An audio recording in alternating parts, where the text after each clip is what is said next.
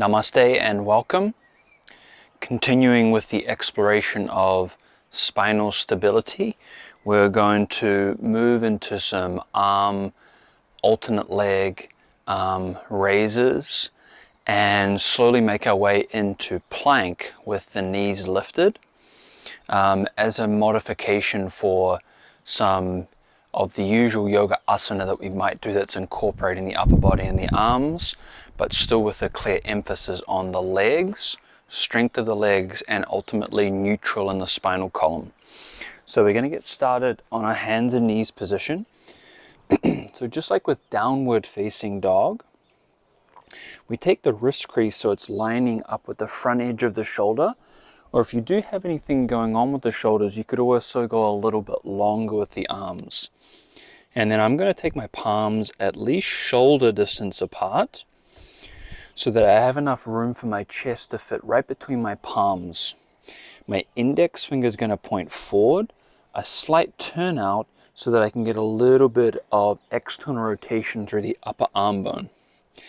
Now from there, I'm just going to make sure that my knees are relatively speaking underneath of my frontal hip points, and I'm just gently going to press down through the palms and just noticing how my spine is feeling in this particular moment. Skull is lining up with the rest of the spine, lining up with the tailbone sacrum.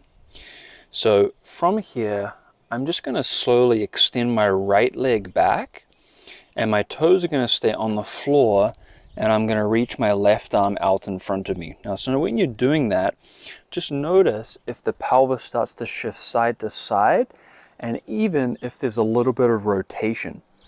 So without getting too complicated with the alignment and positioning of the body from an anatomical perspective, instead, just trying to limit the amount of moving both side to side and forward to back relative to the mat. So I'm lining up the body, and my right leg is extended, and my left arm, if it's appropriate, is extending out in front of me, just limiting that movement side to side. Now, rather than sucking up the abdomen, I want to think of hugging in through the side waists and keeping my spine lifted. So notice in particular if the low spine is collapsing towards the floor.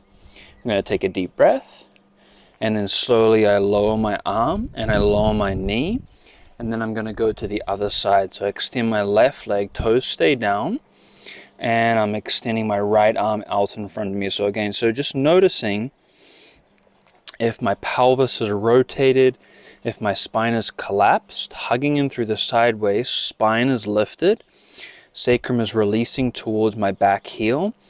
And now with that left leg, rather than lifting the foot, I'm thinking of lifting my inner left thigh towards the ceiling and reaching through my right arm, reaching through my inner left heel. Take another inhale, and then exhale, lower the hand, lower the knee, and I'm just going to alternate side to side. So as I inhale, I'm extending the left arm, extending the right leg, and exhale, slow and control, I lower. Inhale, right arm extends, left leg extends. Exhale, lower.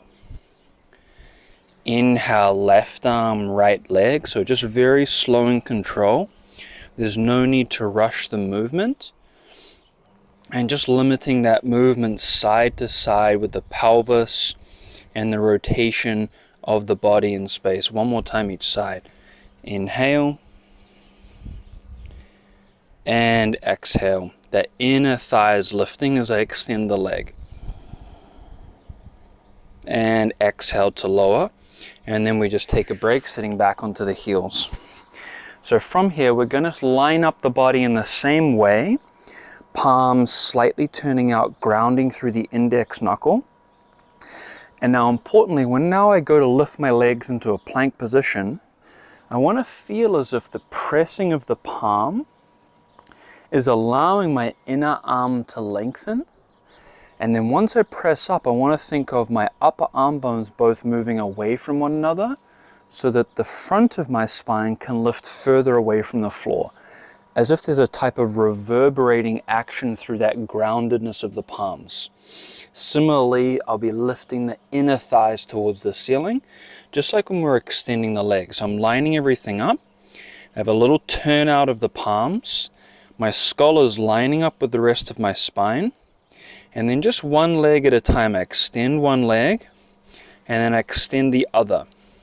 So I'm thinking of reaching my inner heels towards the wall behind me, and as I reach through my inner heels, my inner thighs are lifting towards the ceiling, and my chest is reaching forward through my upper arms, grounding firmly through the index knuckle, and just letting the sides of my skull lengthen towards the wall in front of me.